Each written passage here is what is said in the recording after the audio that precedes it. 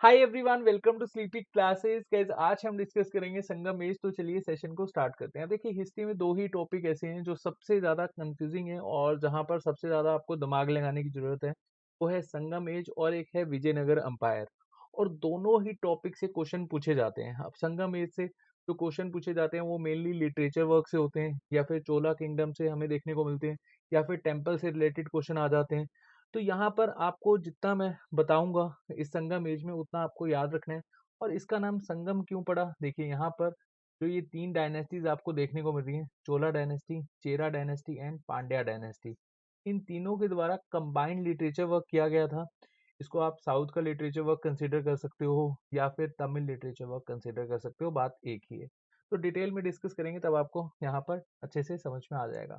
देखिए, Sangam was an assembly of Tamil poets और तीन संगम हमें देखने को मिले थे। तो हम वन बाय वन अच्छे से डिस्कस कर लेते हैं। जो फर्स्ट संगम हुआ था, अच्छा, इसको इनिशिएट किसके द्वारा किया गया था? पांड्या किंग के द्वारा। और ये तीनों संगम कहाँ हुए थे? मदुराई में। अब देखिए, फर्स्ट संगम को अटेंड किया गया था भगवान ने, मतलब यहाँ पर भगवान इस फर्स्ट संगम को अटेंड करने के लिए आए थे। और जो इम्पोर्टेंट लेजेंडरी सेजेस थे, मतलब साधु संत, इन्होंने अटेंड किया था फर्स्ट संगम को। और इसका ऐसा हमें कोई लिटरेचर वर्क अभी के लिए नहीं देखने को मिलता, मतलब कोई एविडेंस नहीं है।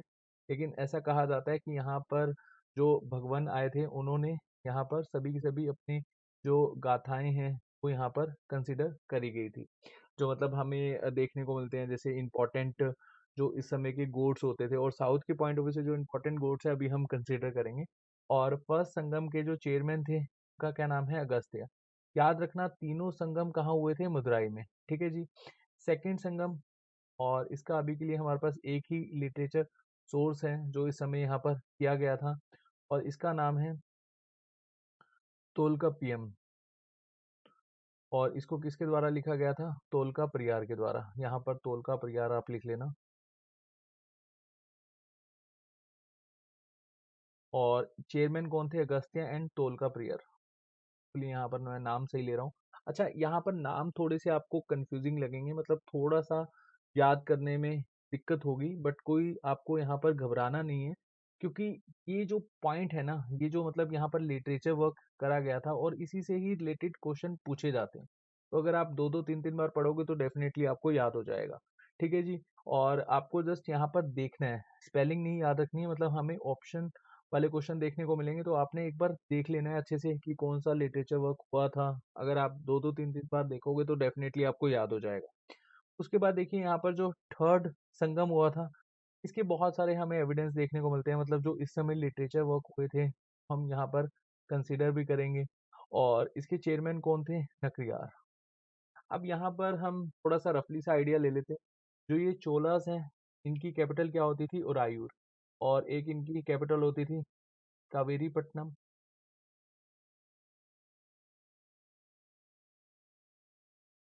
और चेरास एंड पांड्यास हम डिस्कस करेंगे एंशियंट के पॉइंट ऑफ व्यू से, चोलास को हम डिस्कस करेंगे मेडवल के पॉइंट ऑफ व्यू से। ठीक है जी। और एंशियंट के पॉइंट ऑफ व्यू से अगर चोला से क्वेश्चन पूछा जाएगा तो वो एक ही क्वेश्चन आता है कि बताइए एंशियंट में चोला के कौन से पावरफुल रूलर रहे हैं? क्राइकल। अच्छा, यहाँ पर आपको ये फ्लैग याद रखने हैं। चोला के जो फ्लैग हैं वो है टाइगर, चेरा का जो फ्लैग है वो है धनुष, और पांड्यास का फिशेस। और जो पांड्यास हैं ये फेमस हैं पर्ल्स के लिए। P for Pandyas and P for pearls. चलिए, लिटरेचर वर्क हम एक बार देख लेते हैं।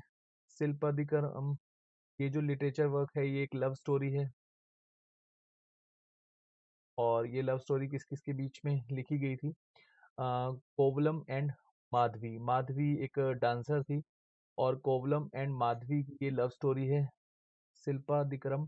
और इसको लिखा गया था एलेंगो एदिगल के द्वारा। ये इंपॉर्टेंट नहीं है याद रखना, बट आपको ये टेक्स्ट बुक याद होनी चाहिए।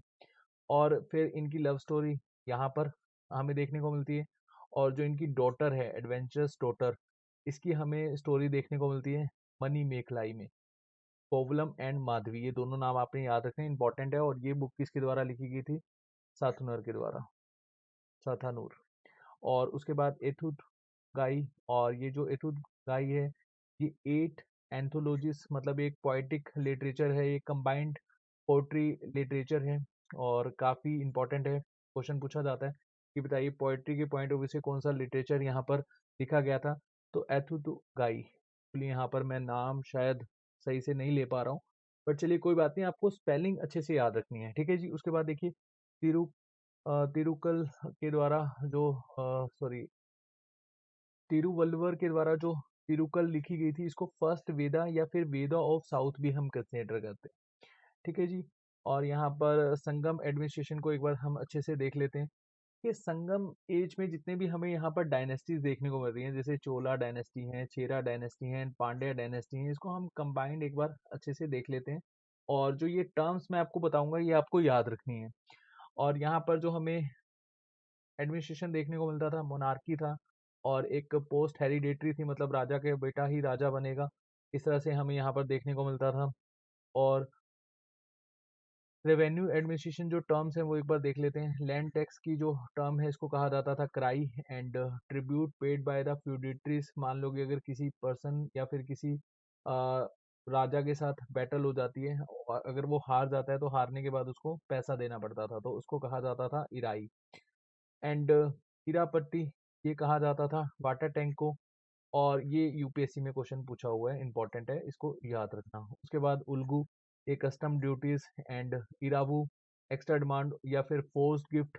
और राजा महाराजा कह दे कि आपको ये गिफ्ट मुझे देना पड़ेगा, तो उसको कहा जाता था इरावू। और विरियम ये एक एल्डिंग टैक्स था, मतलब फार्मिंग के ऊपर जो टैक्स लगाया गया था उसको क्या कहा जाता था, विरियम। एंड वरियार कहा जाता था टैक्स कलेक्टर को। And captain of the army इनादी। एंड रिलीजन के पॉइंट ऑफ व्यू से अगर हम देखें तो मेन गॉड हमें तीन ही देखने को मिलते हैं, और जो तमिल टेक्स्ट बुक में उस समय गिवन थे, मुरुगन। और मुरुगन को ही हम सुब्रमण्य कहते हैं, और मायोन, त्रिमाला एंड भगवान विष्णु ये सेकंड गॉड हैं, और वेंडन ये थर्ड गॉड हैं। एंड मेगालिथिक ब्यूरल प्रैक्टिस हमें देखने को मिलती थी, जैसे हमने एंशंट हिस्ट्री में जब डिस्कस किया था इंडस वैली सिविलाइजेशन, और मैंने आपको उस समय बताया था कि इंडस वैली सिविलाइजेशन की जितनी भी साइट्स हैं उसमें मेनली हमें मेगालिथिक ब्यूरल प्रैक्टिस देखने को मिला है। मतलब इसका मतलब क्या है कि उस समय मान्यता थी कि लाइफ एग्जिस्ट करती है आफ्टर डेथ। मतलब ऐसे समझ लो आप, कोई पर्सन की डेथ हो जाती है तो उसकी डेड बॉडी को जब दफनाया जाता था तो उसके साथ जरूरत वस्तुएं रखती जाती थी, जैसे मान लो कि पानी का घड़ा हो गया, या फिर अगर यहाँ पर कोई राजा महाराजा है उसके साथ उसके वस्त्र रख दिए जाते थे, और यहाँ पर कुछ सोना रख दिया जाता था। तो ऐसा माना जाता था कि लाइफ एग्जिस्ट करती है आफ्टर डेथ। अच्छा, यहाँ पर हमें कुछ ऐसे एविडेंस मिले हैं, जो वॉरियर होते थे, मतलब राजा महाराजा होते थे, तो उनकी डेड बॉडी, मान लो कि ये डेड बॉडी को दफनाया और उसके ऊपर एक पत्थर लगा दिया, और यहाँ पर पत्थर में हमें सभी की सभी अचीवमेंट्स देखने को मिलती थी। और समटाइम्स ऐसे समझ लो कि ये डेड बॉडी को दफनाया तो यहाँ दो पत्थर रख दिए, एक इस कोने में और एक इस कोने में, और फिर एक बड़ा सा पत्थर इसके ऊपर रख दिया, मतलब एक टॉप ऑफ द हेड, और यहाँ पर बीच में स्पेस देखने को मिलता था, और यहाँ पर डेड बॉडी को दफनाया जाता था। तो इस तरह से हमें यहाँ पर एविडेंस देखने को मिले हैं। और इकोनॉमी के पॉइंट ऑफ व्यू से देखें तो मेन सोर्स क्या था, राइस की खेती करते थे, हंटिंग करते थे, फिशिंग और काउ हर्डिंग। और ये तो हमें ऋग्वैदिक काल में भी देखने को मिला है कि काउ मेन इकोनॉमी सोर्स होता था। हैंडीक्राफ्ट, शिप बिल्डिंग, क्योंकि ये रोमन एम्पायर के साथ क्या करते थे, ट्रेड करते थे, अभी हम डिस्कस करेंगे यहाँ पर। और मेकिंग ऑर्नामेंट्स, अब यहाँ पर पांड्यस के पर्ल मिलते हैं तो ये ऑर्नामेंट्स बनाते थे। और मार्केट प्लेस को क्या कहते थे, अंगदी या फिर अवनम। एंड ट्रेड विद रोमन्स, इसके एविडेंस हमें कहाँ मिले हैं, ये मेंशन है एक बुक में, पेरिप्लस ऑफ द एर्थियन सी। अब ये किसके द्वारा लिखी गई है, ये सच अभी के लिए हमें नहीं पता, मतलब ये अननोन है जिन्होंने ये बुक लिखी है। और एंशियंट समय में अगर हम ज्योग्राफी और हिस्ट्री के बारे में जानना चाहते हैं तो इससे बढ़िया बुक नहीं हो सकती, मतलब ये एविडेंस है ज्योग्राफी और हिस्ट्री के पॉइंट ऑफ व्यू से। और इम्पोर्ट हम क्या करवाते थे, गोल्ड, ग्लास, हॉर्सेस, वाइन। अब देखिए गोल्ड की कमी तो आज की डेट में भी हमारे इंडिया में देखने को मिलती है, लेकिन गोल्ड का जो शौक है हमारे इंडियंस को वो काफ़ी ज़्यादा है। इवन साउथ में तो आप लोग देखते ही हो, गोल्ड से आपको काफ़ी जो सेलिब्रिटीज़ हैं वो देखने को मिलते हैं, जैसे बप्पी लहरी का आप एग्जांपल कंसिडर कर सकते हो। तो गोल्ड के पॉइंट ऑफ व्यू से तो साउथ में काफ़ी ज़्यादा मतलब इसकी मान्यता है, और गोल्ड पहनना लोग पसंद करते हैं, ऐसे समझ सकते हो, मान्यता तो नहीं लेकिन पहनना पसंद करते हैं। ग्लास, हॉर्सेस एंड वाइन को इंपोर्ट करा जाता था रोमन से। एक्सपोर्ट क्या करा जाता था? Cotton clothes, spices, pulse and Yavanapriya. अब यावना प्रिया काली मिर्च को कहा जाता है। उसके बाद पोर्ट्स अगर हम देखें, मतलब कहाँ से ट्रेड होता था? जो चेरा के पोर्ट्स थे वो थे मुजरिस, और एक था बुंदर, टोंडी एंड कवेरीपट्टनम एंड इरक्कामेडू। ये पुडुचेरी में हमें देखने को मिलता है। ये चोला के दो इंपॉर्टेंट पोर्ट, सॉरी, ठीक है, ये दो इंपॉर्टेंट पोर्ट किसके थे? चोलास के, इराक्कामेडू। चलिए हम चेरा डायनेस्टी से देख लेते हैं जो इंपॉर्टेंट पॉइंट्स हैं। अब देखिए जो चेरास हैं वो कौन कौन से रीजन कवर करते थे? केरला और तमिलनाडु वाला। And capital of Cheras Vanji and माजिस एंड टोंडी, जैसे कि हमने अभी डिस्कस करे, जो दो इंपॉर्टेंट पोर्ट थे। रोमन के साथ ये ट्रेड करते थे। और रोमन्स की यहाँ पर हमें 2 रेजिमेंट्स भी देखने को मिलती थी मजलिस पोर्ट में। और इसका भी एविडेंस हमें कहाँ पर मिला है? Periplus of the Erythraean Sea. और they also built a temple of Augustus at Muziris. और ये क्वेश्चन पूछा जाता है कि अगस्तस का टेम्पल किसने बनाया था? चेरास किंग ने। अच्छा, जो चेरास के किंग हैं वो दो ही आपको याद रखने हैं, एक तो उदयन किरल और एक हैं सेंगुटवन। इनको रेड चेरा भी कहा जाता है क्योंकि इन्होंने इन्वेड किया था नॉर्थ इंडिया में, और इन्होंने मतलब गंगा को क्रॉस किया था। और इन्होंने ही पत्नी कल्ट को फाउंड किया था। मतलब ऐसे समझ लो कि एक माता रानी की ये पूजा करते थे, जिसको कहा जाता था कनगी, गॉड ऑफ चेस थी कनगी। और कौन करते थे? रेड चेरा, मतलब सेंगुटवन। उसके बाद पांड्यास के बारे में हम थोड़ा सा यहाँ पर डिस्कस कर लेते हैं। पांड्यास का हमें एविडेंस मिलते हैं, मतलब मेंशन देखने को मिलता है मेगास्थनीज की जो बुक है इंडिका उसमें। और यहाँ पर मेगास्थनीज ने क्या लिखा हुआ है कि कोरियंस के दो इम्पोर्टेंट पड़ोसी स्टेट हैं, और वो पड़ोसी स्टेट कौन से हैं? छोलास एंड पांड्यास। चेरास का यहाँ पर एक ही बार एविडेंस हमें देखने को मिला है, तो मेनली यहाँ पर दो स्टेट कंसिडर करेंगे हैं, चोला एंड पांड्यास। ठीक है जी। एंड पांड्या किंगडम जो है आज की डेट में अगर हम देखें, जो एरियाज हैं वो है तिरुनेलवेली, रामानंद एंड मदुराई। और ये तमिलनाडु में आपको देखने को मिलेंगे। और इनकी कैपिटल होती थी मदुराई, और यहीं पर ही तीन संगम हुए थे। और कौन सी रिवर के किनारे ये आपको देखने को मिलेगा? वेगाई रिवर। ठीक है जी। पांड्या किंग जो आपको याद रखने हैं, जो इम्पोर्टेंट है, हुदु उद्मी। और इनका हमें नेम मेंशन देखने को मिला है रामायण एंड महाभारत में। और पांड्या किंग ट्रेड करते थे रोमन एम्पायर के साथ। और इनका मेन अगर हम देखें, जो अम्पायर रहा है 7th सेंचुरी तक रहा है। वैसे देखिए अगर हम कंसिडर करें, जो चोलास, पांड्यास एंड चेरास हैं, एंशियंट समय में 300 बीसी से लेकर 300 एडी तक ही इन्होंने रूल करा है। उसके बाद ये वीक होना स्टार्ट हो जाते हैं। लेकिन कई टेक्स्ट बुक में यहाँ पर हमें गिवन है कि Pallavas of Kanchi, Kanchipuram, Chalukyas of Badami and Pandyas of Madurai, इन तीनों ने मिलकर डोमिनेट किया है साउथ वाले रीजन में 7th सेंचुरी तक। ठीक है जी। उसके बाद हम डिस्कस करेंगे चोला डायनेस्टी। अब देखिए चोला डायनेस्टी हम मेडवल सीधा डिस्कस करेंगे, एंशियंट में इतना इंपॉर्टेंट है नहीं चोला डायनेस्टी से। बस आपको याद रखना है एंशियंट में एक ही इंपॉर्टेंट रूलर थे, क्राइकल। चलिए हम यहाँ पर डिस्कस कर लेते हैं। 850 से लेकर 1279 एडी तक इन्होंने रूल करा। रफली से यहाँ पर आप ईयर कंसिडर कर सकते हो। और कैपिटल क्या होती थी इनकी? तंजोर, गंगाईकोंडा एंड चोलापुरम। और इनके मतलब चोला अंपायर को किसके द्वारा स्टार्ट किया गया था? विजयलाया ने किसको हराया था? पल्लवा जो किंग थे इनकी मेन, इनके साथ ही जो डिस्प्यूट चलते रहते थे। और इन्होंने पल्लवा से कैप्चर कर लिया था तंजोर वाला रीजन। एंशियंट कैपिटल क्या होती थी चोलास की? पलियाराई। अब एंशियंट में हम तीन कैपिटल डिस्कस करेंगे, एक तो होरायूर है, और एक कवेरीपट्टनम मैंने आपको बताई थी, और एक पलियाराई। तो आपने तीनों याद रखनी है। विजयलाया ने चोला अंपायर को यहाँ से मतलब जो थोड़ा सा एक्सपेंड करना स्टार्ट किया था, और इन्होंने तंजोर वाला रीजन जीत लिया था। और तंजोर वाला रीजन इन्होंने जब जीता था, मतलब अपनी इसको मेन कैपिटल बनाया था, तो इन्होंने एक टाइटल अडॉप्ट किया था नारकेसरी का। उसके बाद नेक्स्ट हमें रूलर देखने को मिलते हैं। सभी के सभी रूलर्स हम कंसीडर नहीं करेंगे, जो इंपॉर्टेंट है वही हम यहाँ पर डिस्कस करते हुए चलेंगे। आदित्य चोला, इन्होंने डिफीट किया था पल्लवा किंग अपरजित को। और अपरजित से इन्होंने कुछ एरियाज कैप्चर करे थे। इम्पोर्टेंट है टोंडा मंडलम। और इन्होंने ये वाला एरिया कैप्चर करने के बाद एक टाइटल अडॉप्ट किया था मदुराई कोंडा। और इन्होंने टेम्पल बनाया था शिवा टेम्पल एट तंजौर।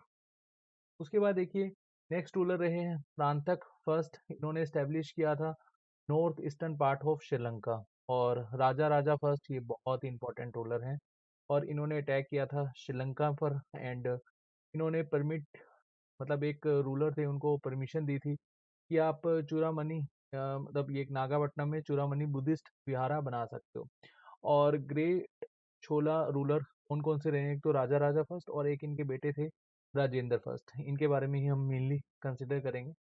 तो राजा राजा ने टेम्पल बनाया था वृद्धेश्वरा टेम्पल या फिर राजा राजेश्वरा टेम्पल। और ये कहाँ पे बनाया था तंजौर में। और ये मेनली कौन से गॉड को फॉलो करते थे, भगवान शिव को। ठीक है जी। राजेंद्र फर्स्ट ने कैप्चर किया था Orissa Bengal Burma Andaman and Nicobar island. मतलब इनके समय में जो चोला डायनेस्टी है वो जेनिथ पर थी। मतलब इन्होंने काफी एरिया अपने कैप्चर कर लिए थे।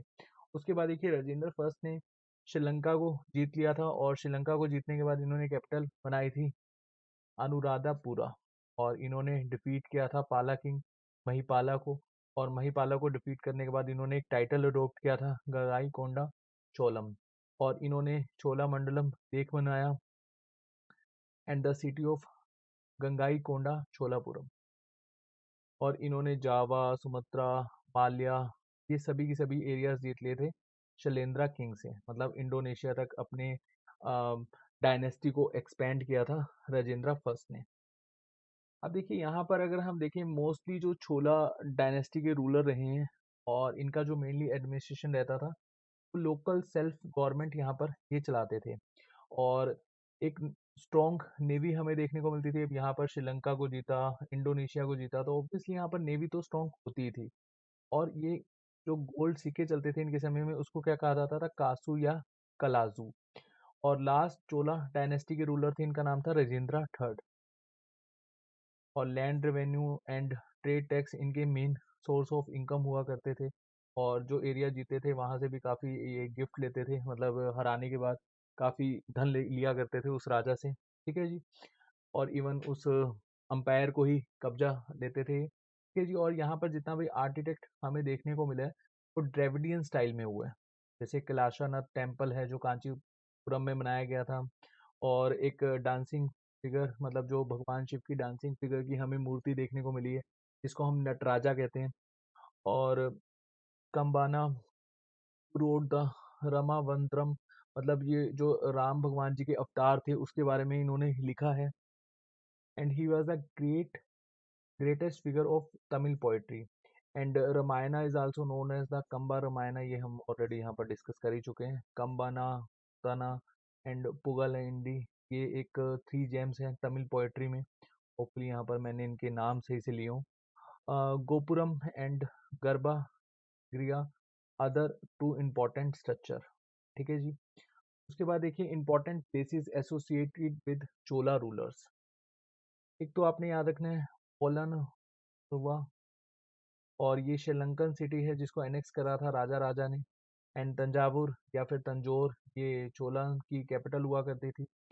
और यहाँ पर राजा राजा फर्स्ट ने एक टेम्पल बनवाया था बृहदेश्वरा टेम्पल। एंड उथारा मेरूर ये यहाँ पर आपको इंस्क्रिप्शन मिल जाएंगे चोला डायनेस्टी के जितने भी रूलर्स हुए उनके बारे में आपको जानकारी यहीं से मिल जाएगी। वेलूर यहाँ पर चोला किंग प्रांतका फर्स्ट ने डिफीट किया था combined army of Pandyas and Sri Lankan king. And Anuradhapuram ये हमने डिस्कस किया था श्रीलंकन कैपिटल है और इसको डिस्ट्रॉय कर दिया था राजा राजा फर्स्ट ने। और श्रीलंका जीतने के बाद इसी को ही कैपिटल बनाया गया था। चिदम्बरम ये एक प्लेस है जो आपको याद रखना है जहाँ पर चोला किंग राज्याभिषेक करते थे अपना। गंगाई कोंडा चोलापुरम ये किसके द्वारा बनाया गया था, राजेंद्र फर्स्ट के द्वारा। और चोंडलापुरम ये basically the name of the province which Raja Raja first and carved out the Sri Lankan territories with Chola Mandalam. Next है Nagapatnam, the place where Mahendra V, a Shailendra ruler, constructed Vihara. अब यहाँ पर last में देखिए सभी के सभी important temples हैं और किसके द्वारा बनाए गए और ये कौन सी डायनेस्टी से बिलोंग करते थे, ये आपको एज इट इज़ याद रखने हैं। जैसे जगन्नाथ टेम्पल है जो आपको देखने को मिलता है, नरसिंह देव के द्वारा बनाया गया था, गंगा डायनेस्टी से बिलोंग करते थे। Sun temple, Konark sun temple, ये यशोवर्मन ने बनाया था, ये भी गंगन डायनेस्टी से बिलोंग करते थे। एंड उसके बाद जो नेक्स्ट है महादेवा टेम्पल खाजुराहो, ये कृष्णा फर्स्ट ने बनाया था, ये चंडेला डायनेस्टी से बिलोंग करते थे। Kailash temple at Ellora, Krishna first ने। राष्ट्रकूटास एलिफेंटा, और यहाँ पर ये किसने बनाया था, नरसिंह वर्मन फर्स्ट ने, जो राष्ट्रकूटा डायनेस्टी से बिलोंग करते थे। ममल्लापुरम टेम्पल नरसिंह वर्मन सेकंड, ये पल्लवा डायनेस्टी से बिलोंग करते थे। कैलाशनाथ टेम्पल नरसिंह वर्मन सेकंड, ये तो खैर ये तो पल्लवा डायनेस्टी से बिलोंग करते थे। जैन टेम्पल एट दिलवारा, ये विमाला ने बनाया था, और ये सोलंकी रूलर मतलब सोलंकी डायनेस्टी से बिलोंग करते थे। और जैन टेम्पल दिलवारा ये आपको कहाँ पर देखने को मिलेगा, अजमेर राजस्थान में। और यहाँ पर जो छोलास के समय में टेम्पल बनाए गए थे, जो भी हमने डिस्कस करे सभी के सभी मैं आपको ऑलरेडी बता चुका हूँ, और इसको जस्ट आपने रिवीजन के फॉर्मेट में एक बार देख लेना है। और ये सभी के सभी आपने टेम्पल्स याद रखने हैं। देखिए लिटरेचर वर्क में जितनी भी हमने यहाँ पर टेक्स्ट बुक्स कंसिडर करी हैं और जितना भी लिटरेचर यहाँ पर हमने आज पढ़ा है, इसको आपने 2-2 3 दिन बार पढ़ना है तो आपको याद हो जाएगा, कोई दिक्कत नहीं है, कोई मुश्किल नहीं है। ठीक है जी, तो होपफुली सेशन में आपको बहुत कुछ सीखने को मिला होगा, और नेक्स्ट सेशन में मिलेंगे। नेक्स्ट सेशन में हम डिस्कस करेंगे जो मुस्लिम इन्वेजन हुआ था। तो चलिए अपना ध्यान रखिए, थैंक यू सो मच।